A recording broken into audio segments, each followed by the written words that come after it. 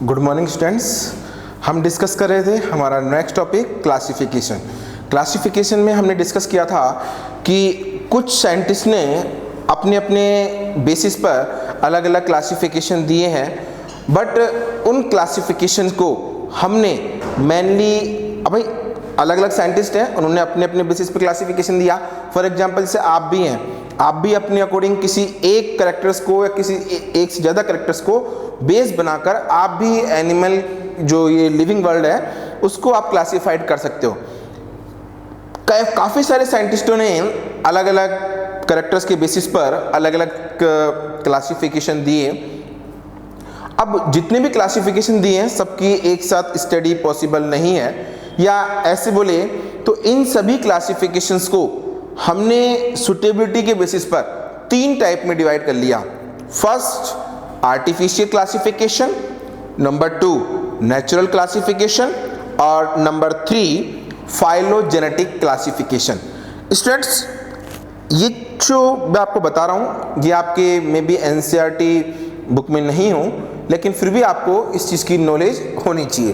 तो मैं यहाँ पर क्लासिफिकेशन की बात नहीं कर रहा कि कोई पर्टिकुलर कोई क्लासिफिकेशन पढ़ा रहा हूँ, नहीं, मैं केवल आपको इस जितने भी क्लासिफिकेशन दिए गए हैं उनको एक क्लासिफाइड कर रहा हूँ। तो क्लासिफिकेशन जितने भी साइंटिस्टों ने दिए हैं उसको हमने 3 टाइप्स में डिवाइड कर लिया। क्लियर? हमने इसको क्या किया है, 3 टाइप्स में डिवाइड कर लिया। फर्स्ट है वो है आपका आर्टिफिशियल।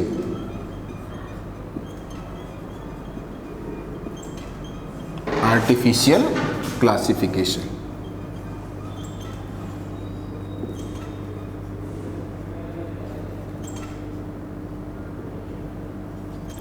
क्लियर? फर्स्ट है आर्टिफिशियल क्लासिफिकेशन।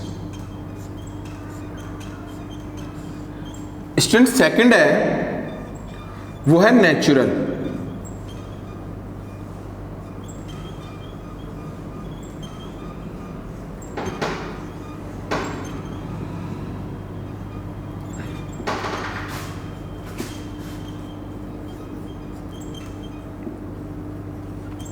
ये क्लासिफिकेशन नहीं है, ये क्लासिफिकेशन का टाइप्स हैं। जितने भी क्लासिफिकेशन दिए गए हैं है ना, उनको हमने इन 3 टाइप्स में क्या करा है, डिवाइड करा है। और नंबर जो 3 है वो है फाइलोजेनेटिक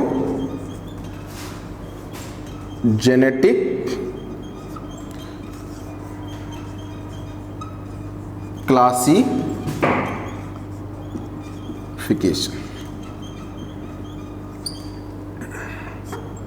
अब ठीक है, जितने भी क्लासिफिकेशन दिए गए हैं उनको क्लासिफाइड करने का उनको हमने 3 टाइप्स में डिवाइड कर दिया।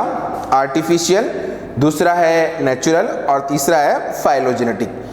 स्टूडेंट्स, ऐसी क्लासिफिकेशन या वो साइंटिस्ट जिन्होंने अपने क्लासिफिकेशन में केवल 1 या 2 ओनली 1 और 2 मॉर्फोलॉजिकल जो कैरेक्टर्स हैं अगर उनको बेसिस बनाया है ना, सुना ध्यान से, 1 या 2 1 और 2 जो मॉर्फोलॉजिकल जो कैरेक्टर्स हैं है ना, एक्सटर्नल फीचर्स के जो कैरेक्टर्स हैं, अगर उनको बेसिस बनाया है तो उस टाइप की क्लासिफिकेशन को हम क्या कहते हैं, आर्टिफिशियल क्लासिफिकेशन, नंबर 1। दूसरा, और जितने भी साइंटिस्ट हैं, जो भी साइंटिस्ट हैं, जितने भी नहीं, जो भी साइंटिस्ट जिन्होंने अपने क्लासिफिकेशन में मॉर्फोलॉजिकल कैरेक्टर के साथ साथ internal characters, clear, physiological characters, अगर इनको है ना, अगर इनको इन्होंने अपने क्लासिफिकेशन का बेस बनाया है तो उसको बोलते हैं नेचुरल क्लासिफिकेशन, है ना। जितने भी मॉर्फोलॉजिकल कैरेक्टर्स हैं, जैसे अपन पढ़ेंगे अभी कि बेंथम हुकर का जो क्लासिफिकेशन जिस पर हमारा जो टैक्सोनॉमी बेस्ड है ना। देखो एक चीज बताऊं, हमारे यहाँ की जो एजुकेशन जो सिलेबस है ना, ब्रिटिश जब यहाँ पर आए थे तो उन्होंने सबसे जो हमारे एजुकेशन सिस्टम में सुधार किया, जाहिर सी बात है वो अपनी छवि तो छोड़ के जाएंगे ही। तो हमारा इसे अपन बात करते हैं, इंग्लिश 2 लैंग्वेज में मेनली हमारे यहाँ बोली जाती है, एक तो ब्रिटिश, एक अमेरिकन। कई बार क्या होता है कि जैसे हम कोई वर्ड लिखते हैं, है ना, कोई स्पेलिंग है हमने लिखा, ठीक है, बच्चे कहते हैं सर ये गलत है ना, कुछ जगह आपको वही दूसरी जगह में वैसे लिखा होता है। सुनो, आपको अपन डिस्कस करेंगे, जब आप मेरे साथ आगे पढ़ेंगे तो अपन देखेंगे कि कोई जो वर्ड है वो ब्रिटिश लैंग्वेज में उसकी स्पेलिंग अलग है और अमेरिकन लैंग्वेज में उसकी स्पेलिंग अलग है। गलत कुछ भी नहीं है ना, दोनों ही सही कंसिडर होते हैं, अपन डिस्कस करेंगे आगे। तो जो ब्रिटिश है वो हमारे यहाँ पर जो हमारे सिलेबस का जो है, जो डिसाइड करने का काम है, हमारा जो सिलेबस इसको फॉलो करता है वो ब्रिटिश जो सिलेबस है उसको फॉलो करता है। तो हमारा जो टैक्सोनॉमी है, जो टैक्सोनॉमी है वो ब्रिटिश जो है एजुकेशन उसको फॉलो करती है, ब्रिटिश टैक्सोन को फॉलो करती है। और ब्रिटिश में जो हर्बेरियम रखे गए हैं वो बैंथम हुकर के क्लासिफिकेशन के बेसिस पर है। तो जाहिर सी बात है हमारे यहाँ पर भी जो क्लासिफिकेशन जो हमारे जो टैक्सोनॉमिकल डिपार्टमेंट है या हमारे हर्बेरियम है उनमें जो फॉलो होता है वो बैंथम हुकर का क्लासिफिकेशन फॉलो होता है। और हम जो पढ़ते हैं हमारे 11th-12th के अंदर वो भी बैंथम हुकर का क्लासिफिकेशन पढ़ते हैं। तो जो बैंथम हुकर का जो क्लासिफिकेशन है वो क्या है, नेचुरल क्लासिफिकेशन है। और इस क्लासिफिकेशन के बारे में बैंथम हुकर का जो क्लासिफिकेशन है वो बहुत इंपॉर्टेंट है और हम उसके बारे में थोड़ा डीपली पढ़ेंगे, लेकिन बाद में जब हम फैमिलीज पढ़ेंगे। इसके बाद है फाइलोजेनेटिक क्लासिफिकेशन। इसमें क्या होता है कि जो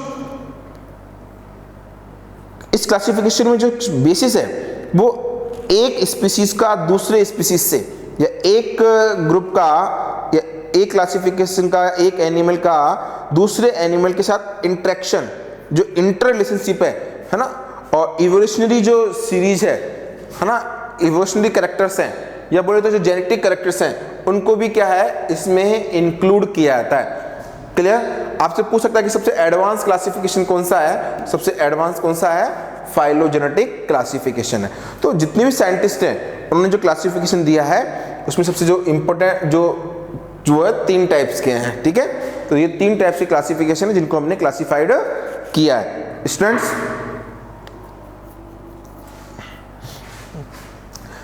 अब हम जो मेन पढ़ रहे थे वो हम पढ़ रहे थे 5 किंगडम क्लासिफिकेशन।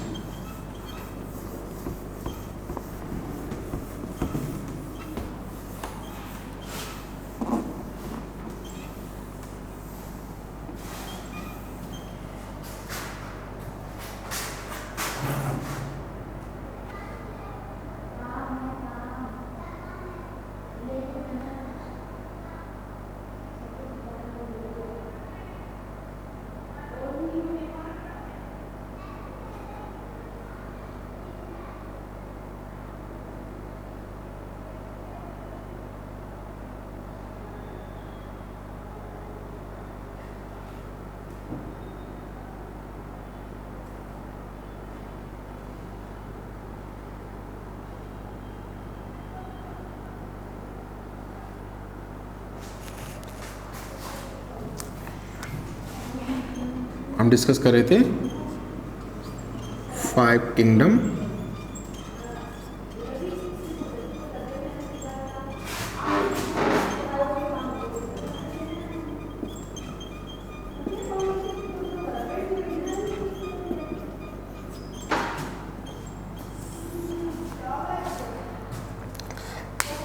स्टूडेंट्स। हम जो पढ़ रहे थे जो मेन है वो है 5 किंगडम क्लासिफिकेशन और हमने वो डिस्कस किया था कि वो दिया था किसने, RH विटेकर ने। और किस कैरेक्टर्स के बेसिस पे दिया था ये एग्जाम में क्वेश्चन पूछा हुआ है, मैं आपको बाद में नोट भी करवा दूंगा। तो वो किसने दिया था, RH विटेकर ने। स्टूडेंट्स कुछ क्यूरीज हमारे पास आई थी, कुछ स्टूडेंट्स पूछ रहे थे कि सर अभी NCERT ने सिलेबस जो में से है वो चैप्टर नंबर 1 हटा दिया है, चैप्टर नंबर 3 हटा दिया है, तो आप वो क्यों पढ़ा रहे हैं।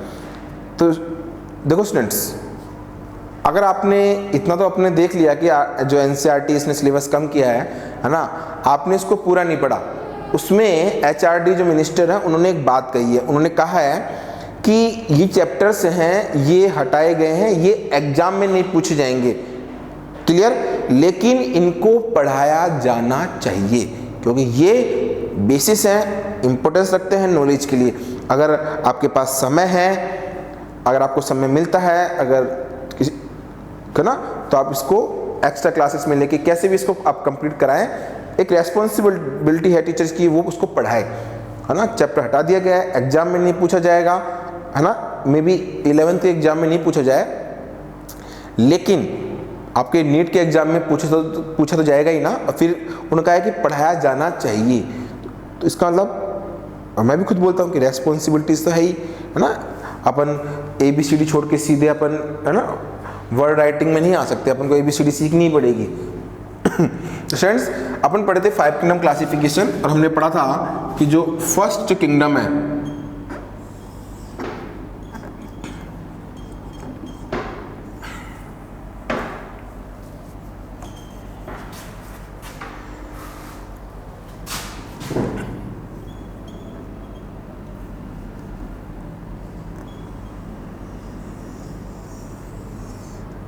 है ना, इससे पहले 2 किंगडम क्लासिफिकेशन, है ना, कैलस लिनियस ने दिया है, जिन्होंने 2 किंगडम बनाए, है ना, एनिमेलिया और प्लांटी।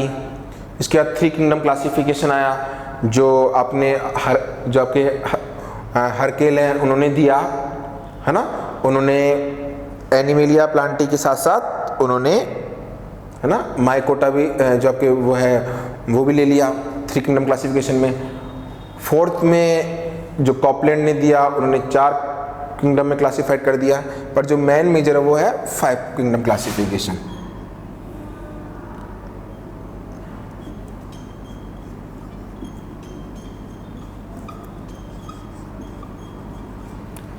किंगडम फर्स्ट, वो हमने कौन सा पढ़ा था, मोनेरा।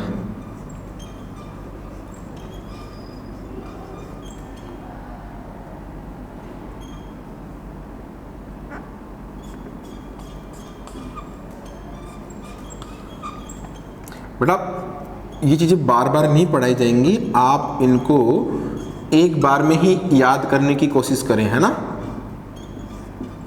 कि अगर अभी ये पढ़ाया जा रहा है तो अपन को अब आगे बहुत कुछ पढ़ना है, तो आप इसी पे अटके नहीं रहना है। इसलिए जो भी पढ़ाया जा रहा है आप उसको हाथों हाथ तैयार करते रहें।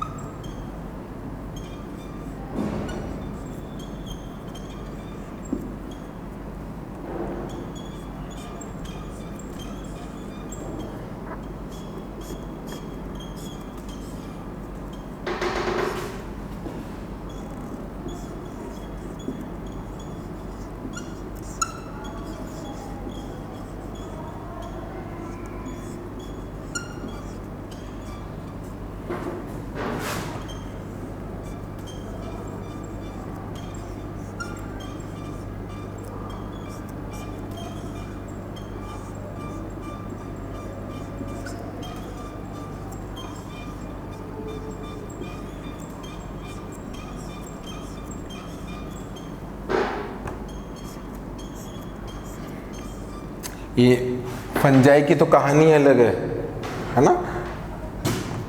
कल मैंने देखा एक 10 रुपये का नोट है, वो मेरे रूम में रखा हुआ था, है ना। उस रूम में कोई नहीं जाता, तो उस नोट के ऊपर ही फंगस लग गई, है ना। वो ब्लैक कलर की फंगस, वाइट कलर की नहीं होती, फंगस ब्लैक कलर की भी होती है। उस पर जब आपके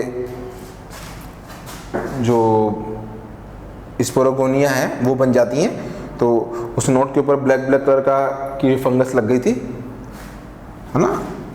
आपके अचार है, अचार का डिब्बा हल्का सा भी खुला रह जाए तो एटमॉस्फेयर में जो इसके स्पोर्स हैं वो अचार में जाके क्या होते हैं, जर्मिनेट हो जाते हैं और फंगस लग जाती है। इसलिए आप देखा करो, आपकी जो मदर है वो क्या करती है कि अचार के डब्बे को बहुत टाइटली पैक करती हैं और अचार को ऐसे रखती है वो ऑयल में डूबा रहे। मैं घर के अचार की बात कर रहा हूँ, वो ऑयल में डूबा रहे, बाहर नहीं निकला रहे, है ना। ऑयल डाला इसलिए जाता है कि जो आपके अचार है उसमें फंगस नहीं लगे, तो उसको बहुत टाइट बांधती हैं, है ना। आजकल तो प्लास्टिक के डब्बे में रखने लग गई, वरना पहले वो एक चीनी मिट्टी की एक बर्नी सी आती थी, उसमें वो कपड़ा लगा के, कपड़ा बांध के रखती थी कि भाई कैसे हवा नहीं जानी चाहिए, है ना। हवा के अंदर इसके स्पोर्स प्रेजेंट होते हैं, अभी भी इसके स्पोर्स प्रेजेंट है।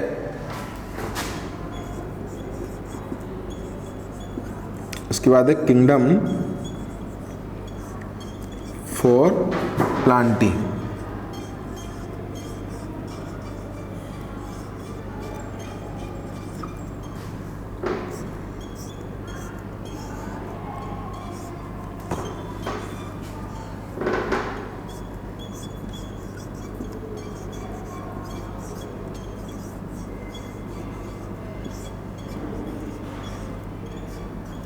किंगडम जो 5 है वो कौन से हैं?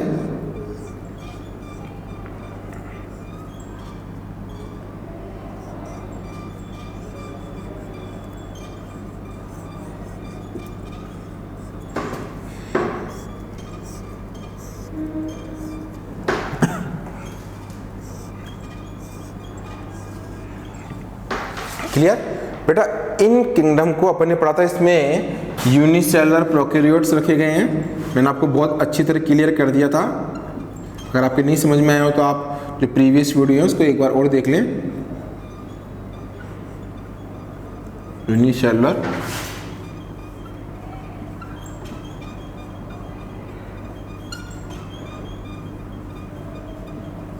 है ना, प्रोकैरियोटिक सेल होती है। प्रोकैरियोट्स वे ऑर्गेनिज्म जिनके अंदर प्रोकैरियोटिक सेल है वो प्रोकैरियोट्स कहलाते हैं ना। अब इसमें प्रोकैरियोट्स हम प्लांट भी रख सकते हैं। जितने भी प्रोकैरियोट्स प्लांट्स हैं वो इसमें इंक्लूड्स हैं, चाहे वो एनिमल्स हों वो भी इसमें इंक्लूड्स हैं, चाहे एनिमल सेल्स हों, और अगर कोई फंगस है वो भी क्या है, इसके अंदर इंक्लूड है।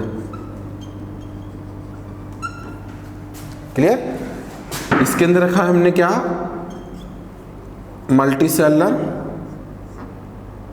नहीं सॉरी यूनिसेलुलर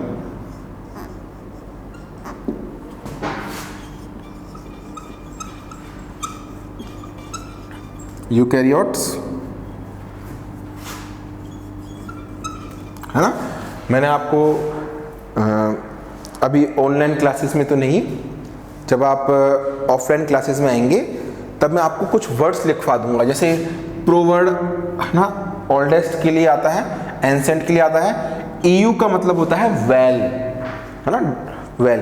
ऐसे कुछ वर्ड्स आएंगे। मैं आपको कह रहा हूँ जब ऑफलाइन क्लासेस में आएंगे आपको मैं कुछ वर्ड्स लिखवा दूंगा, आप उनको एक बार पढ़ लेना, फिर बार बार जब वो रिवाइज होंगे तो आपको वो और अच्छी तरह कवर हो जाएंगे। आपको बायोलॉजी में कोई नाम याद करने की जरूरत नहीं, अगर आपको वर्ड भी दे दिया जाए ना तो आप बता सकते हो, है ना। बायोलॉजी में वर्ड याद करना कोई टफ नहीं है, बहुत इजी है, बस आप सीखते रहो।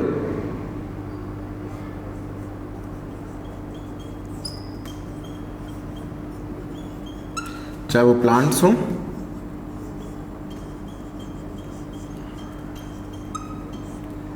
चाहे वो एनिमल हो,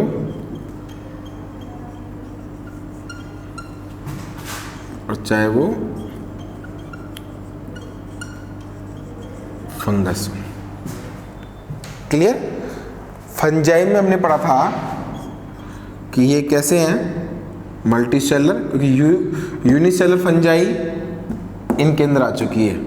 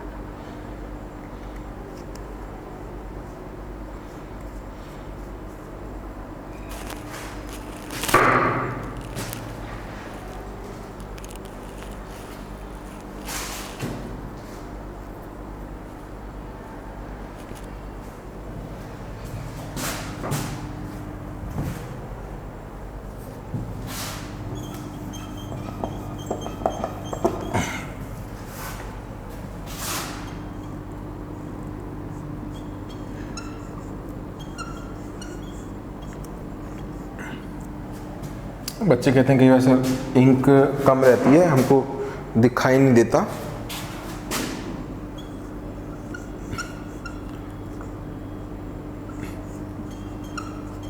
अब ज़्यादा बड़े अक्षर लिख भी नहीं सकते ना।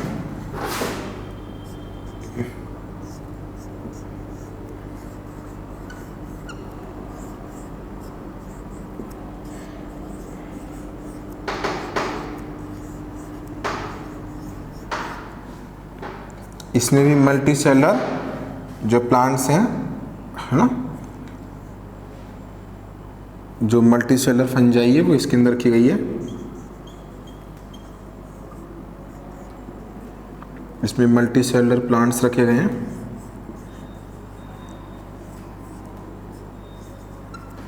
और इसमें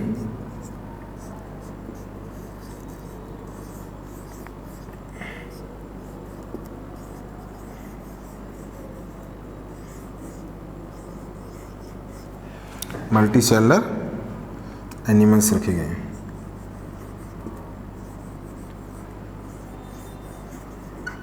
क्लियर? तो ये तो अपन डिस्कस कर लिया था। अपन आगे पढ़ना चालू करते हैं। ये इनकी क्या है, सेलर ऑर्गेनाइजेशन है कि हाँ भाई किंगडम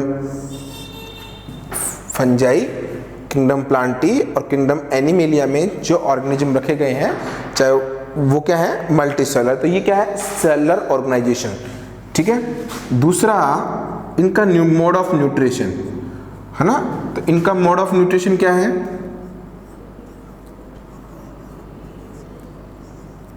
मोड ऑफ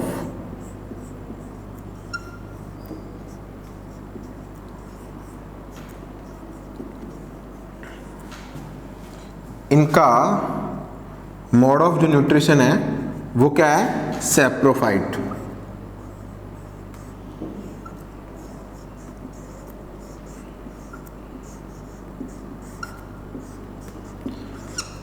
सैप्रोफाइटिक मतलब ये जो है डेड ऑर्गेनिज्म,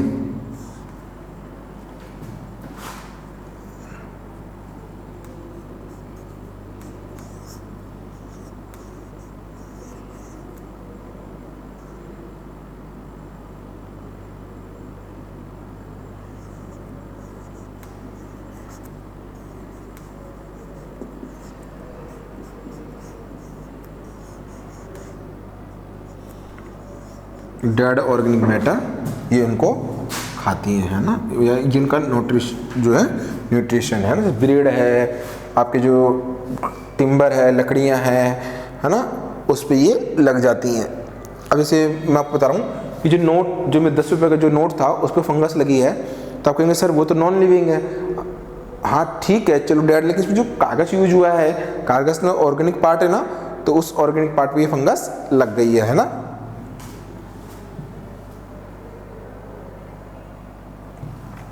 इसका मोड ऑफ न्यूट्रिशन मैंने ये जान के लिखा है क्योंकि ये आपको बताएगा कि इस 5 किंगडम क्लासिफिकेशन का बेसिस क्या है।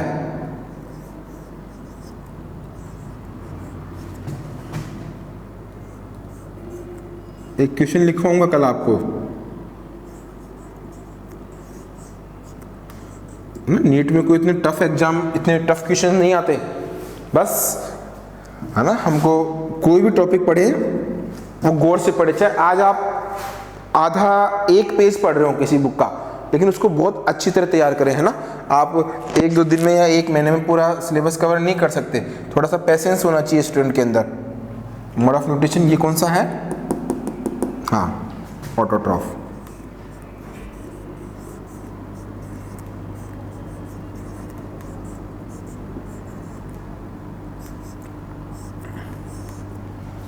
क्लियर?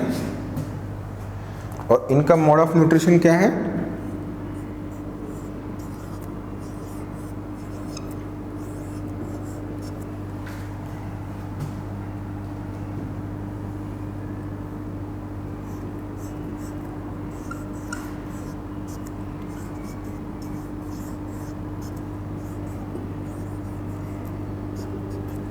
इनका मोड ऑफ न्यूट्रिशन हेटरोट्रॉफ।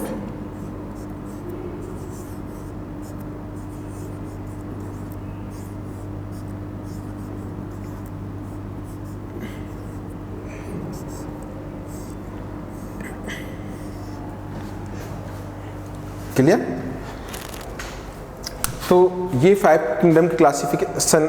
अब ऐसा नहीं कि अपन ने 5 किंगडम क्लासिफिकेशन पढ़ लिया, हमारे सिलेबस के अंदर ये डीपली है ना। कि आप सोचो सर यहाँ पर बस हो गया 5 किंगडम क्लासिफिकेशन, ऐसा नहीं है, है ना। इस पे बनने वाला एक क्वेश्चन अपन डिस्कस करेंगे, है ना।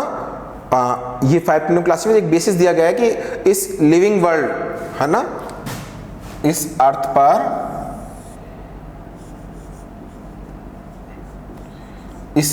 पर नॉन लिविंग और लिविंग दोनों है, तो इस अर्थ पर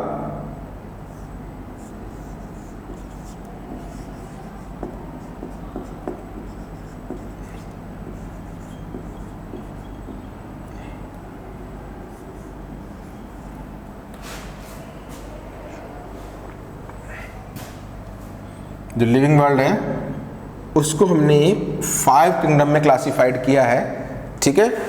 kingdom first Monera, kingdom 2 protista, kingdom 3 fungi, kingdom 4 Plantae और किंगडम 5 एनिमेलिया। तो हमने बस इनको ये पढ़ा है कि इनको क्लासिफाइड करने का बेसिस क्या है, बेसिस पढ़ा है, ये मैं समझना कि पूरा हो गया, है ना। आपको बता दूं फर्स्ट जो चैप्टर है जिसमें तो केवल आपको बेसिक दिया गया है, लेसन नंबर जो 2 है ना, ये जो चैप्टर्स हैं लेसन नंबर 2 आपके जो एनसीईआरटी में है, लेसन नंबर 2 में ये 3 किंगडम दिए गए हैं। चैप्टर 2 के अंदर ये 3 इंक्लूड हैं, मोनेरा, प्रोटिस्टा, फंजाई। हम इनको डीपली पढ़ेंगे, पहले अपन मोनेरा पढ़ेंगे, फिर प्रोटिस्टा पढ़ेंगे, फिर फंजाई पढ़ेंगे, फिर हमारा चैप्टर 2 कंप्लीट होगा। इसके बाद चैप्टर 3 हटा दिया, हटाने से कोई मतलब नहीं है, हमको पढ़ना तो है ही। ये चैप्टर 3 के अंदर है आपके एनसीईआरटी में। और इस प्लांटी में जितने भी हमारे अर्थ पर मिलने वाले प्लांट हैं उनको हमने 5 ग्रुप में डिवाइड किया है, एल्गी, ब्रायोफाइटा, टेरिडोफाइटा, जिम्नोस्पर्म और एंजियोस्पर्म। इसमें पढ़ेंगे डीपली। इसके बाद किंगडम एनिमेलिया, ये हमारे चैप्टर 4 के अंदर है ना। और इसके अंदर अपन पढ़ेंगे कि 2 हैं कोएटा एंड इस अर्थ पे इतने वाले मिलने वाले जो एनिमल्स हैं उनको हमने 2 पार्ट्स में डिवाइड किया है, कोएटा सॉरी नॉन कोडेट्स और कोडेट्स। नॉन कोएटा में आपने पढ़ा होगा प्रोटोजोआ, पोरीफेरा, पर प्रोटोजोआ यूनिसेलर, तो हमने प्रोटोजोआ को यहाँ पर इंक्लूड कर लिया है ना। प्रोटोजोआ अगर 5 किंगडम क्लासिफिकेशन में पढ़ोगे ना तो आप प्रोटोजोआ को यहाँ रखोगे, क्योंकि अमीबा जैसे ऑर्गेनिज्म जो प्रोटोजोआ में आते हैं वो यूनिसेलर यूकैरियोट्स हैं, तो वो प्रोटिस्टा में काउंट होंगे। और यहाँ से हम चालू करेंगे पोरीफेरा, सिलिंटेट्रा, स्केलमंथीज, एनलिडा, आर्थ्रोपोडा, इकाइंडर्मेटा, मोलस्का, है ना। और फिर कोडेट्स में आप पढ़ेंगे पिसीज, एम्फीबिया, रेप्टाइला, एवीज, मैमल्स, वो सब जो डीपली है वो यहाँ पर पढ़ेंगे, है ना। और जब केवल आप केवल एनिमल किंगडम की बात करें तो आप प्रोटोजोआ को यहाँ पढ़ सकते हैं, लेकिन जब आप अपन इस चैप्टर के अंदर या अपन अपनी जो एनसीईआरटी के अंदर 5 किंगडम क्लासिफिकेशन के अकॉर्डिंग पढ़ेंगे तो प्रोटोजोआ को अपन इधर रख देंगे, है ना। जो भी अपने जो सिलेबस है उसके अंदर 5 किंगडम क्लासिफिकेशन ही है, तो हमको उसी के बेसिस पर पढ़ना है ना। एक बार आप इसको नोट डाउन कर लें, फिर अपन आगे पढ़ते हैं।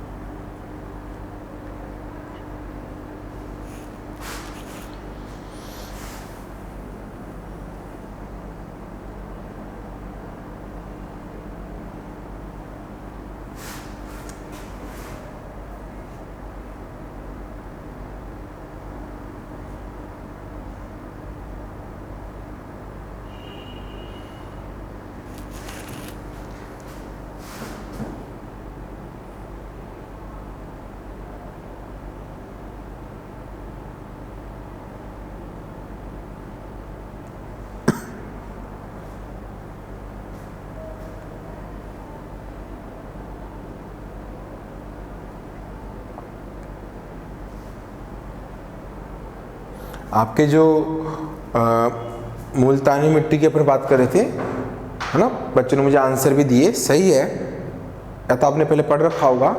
मुल्तानी मिट्टी है वो डायटम्स होती है ना, डायटम्स इसमें पढ़ेंगे अपन, है ना। डायटम्स की सेल वॉल होती है, उसकी सेल वॉल में सिलिका होती है ना, इसलिए थोड़ी सी स्मूथ होती है। जब डायटम्स डेड हो जाते हैं तब जो उसकी जो सेल वॉल है वो जम जाती है ना, और उसको अपन एज ए मुल्तानी मिट्टी के फॉर्म में या जो आपकी कॉस्मेटिक है ना, उसके फॉर्म में अपन काम में लेते हैं।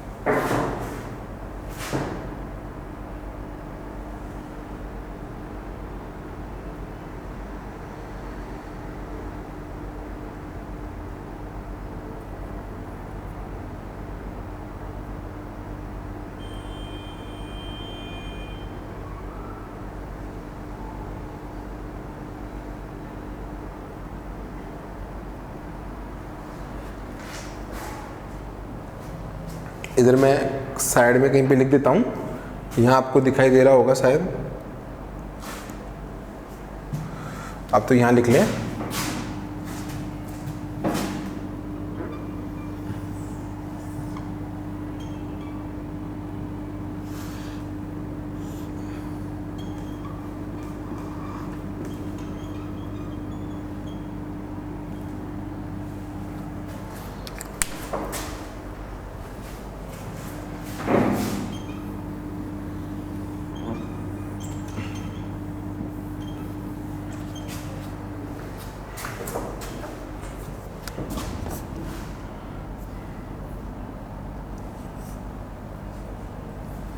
जो टू किंगडम क्लासिफिकेशन है बेटा, इधर शायद उसमें आ नहीं रहा होगा कैमरे के अंदर, एक मिनट चेक कर लेता हूँ।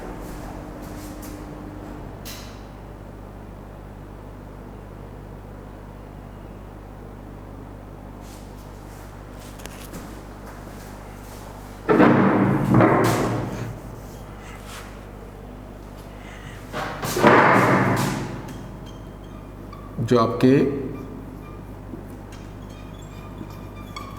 टू किंगडम क्लासिफिकेशन है,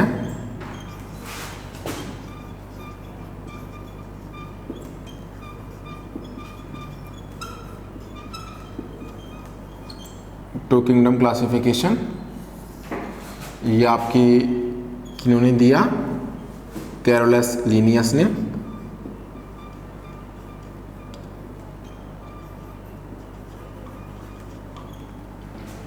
क्लियर? और इन्होंने दो किंगडम कौन से रखे, एक तो प्लांटी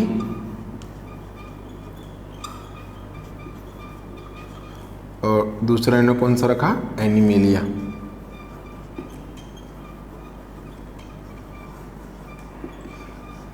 क्लियर? इसके बाद थ्री किंगडम क्लासिफिकेशन,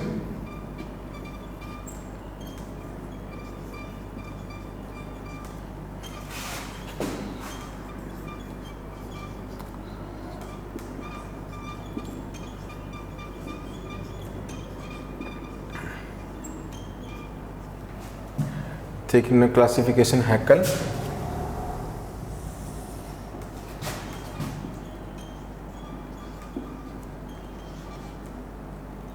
और इन्होंने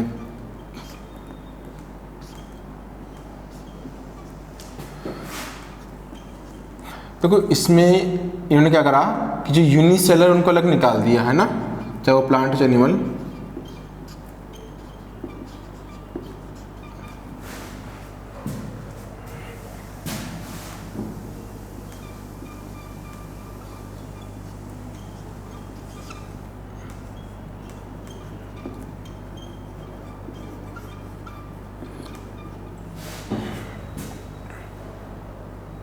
इन्होंने कुछ नहीं किया, इन्होंने क्या करा कि जितने भी लिविंग वर्ल्ड हैं और लिविंग ऑर्गेनिज्म हैं उनको प्लांट और एनिमल दो में डिवाइड कर दिया। क्लियर? इसमें यूनिसेलर प्लांट भी हैं, मल्टीसेलर भी हैं, इसमें यूनिसेलर एनिमल भी हैं, मल्टीसेलर एनिमल भी हैं।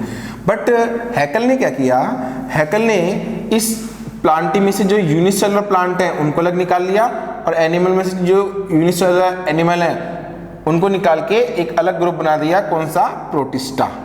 क्लियर? इसके बाद फोर किंगडम क्लासिफिकेशन,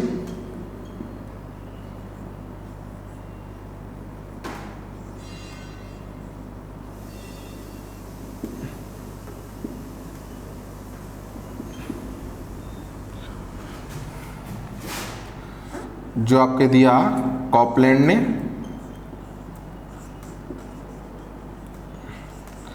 और इन्होंने चार में डिवाइड करा, चार किंगडम बना दिए।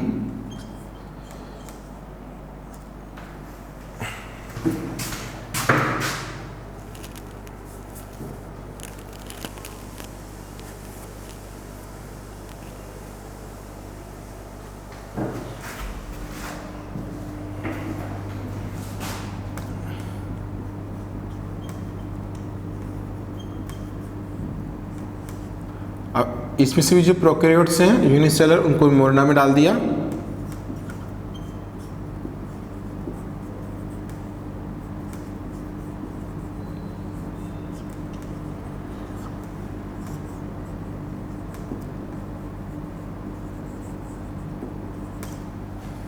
क्लियर, ये फोर्थ किंगडम क्लासिफिकेशन है, एक बार नोट कर लें।